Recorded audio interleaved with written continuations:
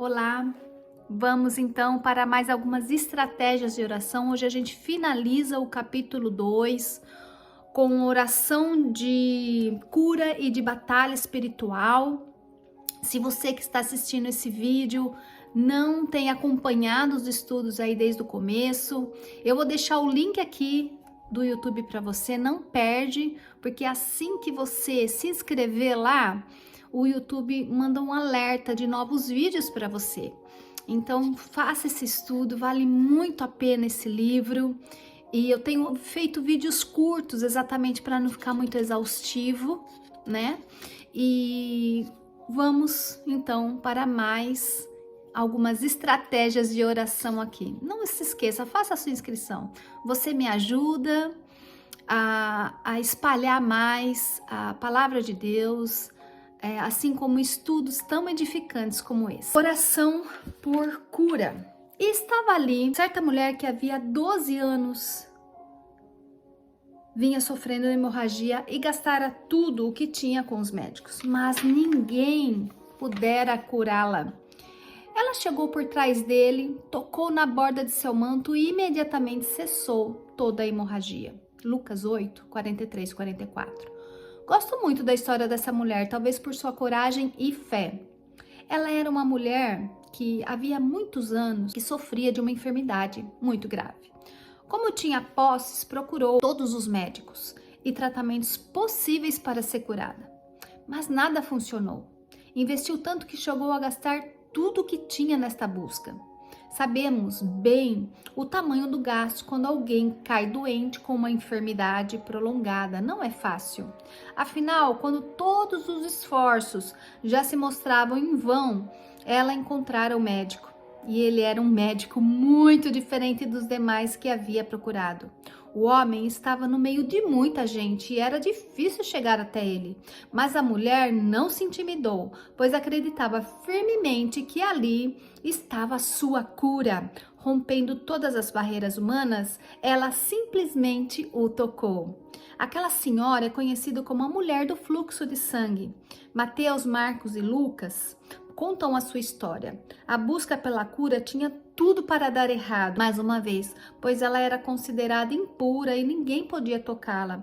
Logo, a natureza de sua enfermidade a impedia de ficar exposta publicamente. Provavelmente essa mulher misturou-se à multidão na esperança de que ninguém a visse e assim ela pudesse tocar em Jesus. Então, mediante a sua fé, ela tocou no mestre e, como esperava, foi curada.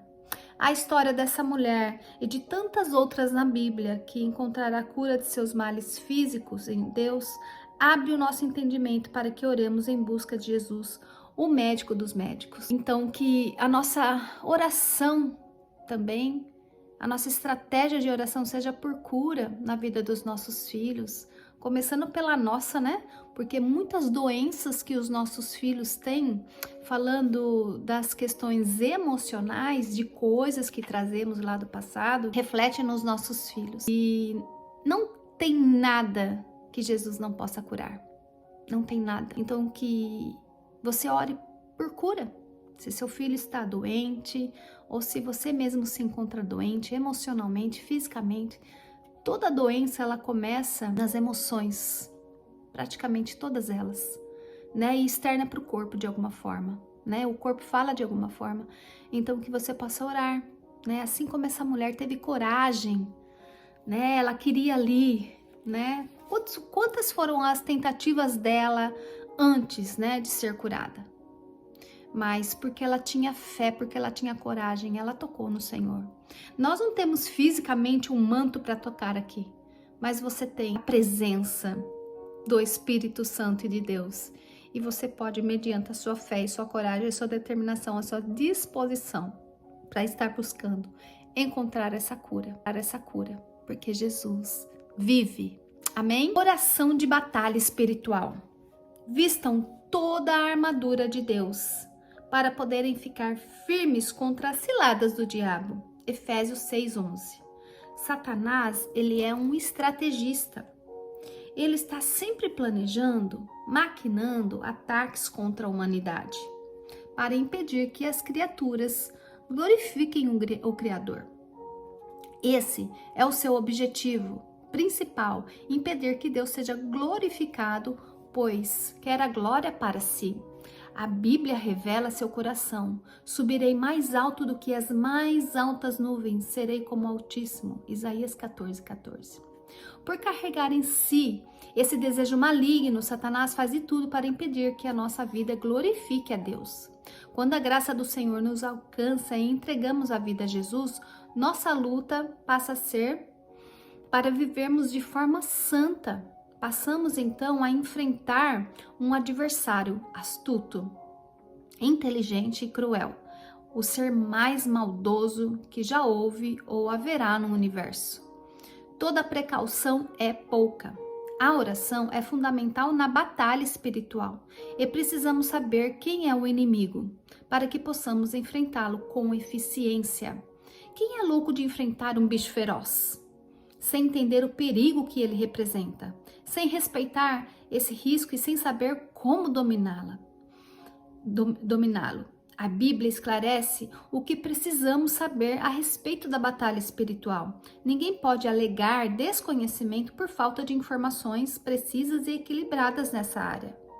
Estejam alertas e vigilantes. O diabo, o inimigo de vocês, anda ao redor como um leão, rugindo e procurando a quem possa devorar. 1 Pedro 5:8. O diabo é expressamente apontado como nosso inimigo. Note que Pedro dá esse alerta especificamente a cristãos. Temos de estar sempre atentos e vigilantes, porque Satanás ronda à espera de um vacilo nosso. A Bíblia dá muitas informações acerca de Satanás e seus demônios. Jesus ensinou claramente a seu respeito. O inimigo existe e exerce influência sobre esse mundo. Precisamos ter cuidado e estar informados sobre como lidar com as forças espirituais da maldade.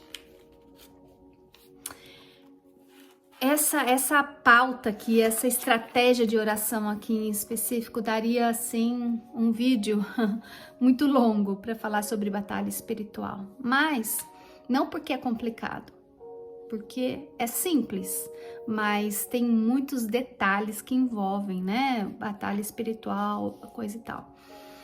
E muitas vezes, né, a gente vê nos nossos filhos bagagens que a gente trouxe lá de trás. Por exemplo, só vou dar um exemplo aqui, né, porque isso daria um vídeo muito longo.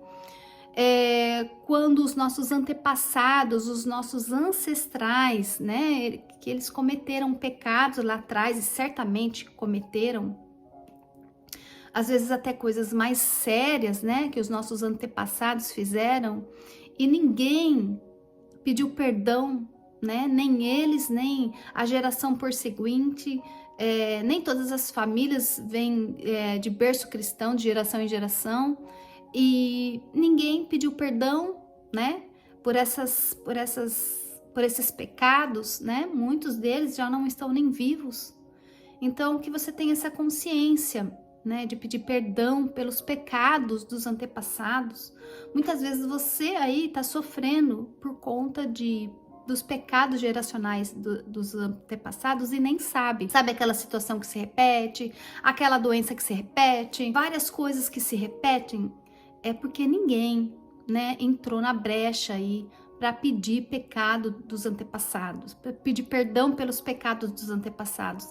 Então que você faça isso. Se você sabe de uma situação, de uma condição, você pode nomear, mas se você não sabe, só chega diante do Senhor e peça a Ele: Senhor, por favor, eu peço perdão pelos pecados dos meus antepassados, quer seja coisas que vêm vindo, sejam doenças ou divórcios na família, ou muitas vezes homicídio, suicídio, vícios, né?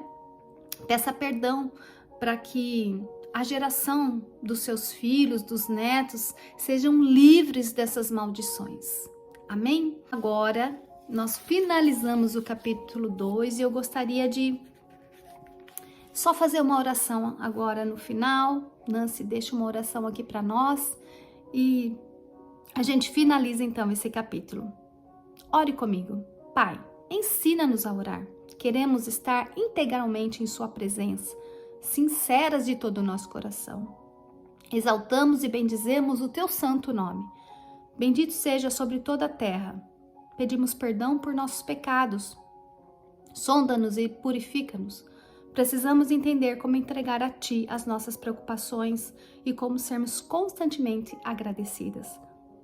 Capacita-nos para enfrentar as batalhas contra os inimigos. Nosso prazer está em servir-te, amar-te e chamar-te de Pai nosso. Em nome de Jesus, peço-te, ensina-nos a orar. Amém?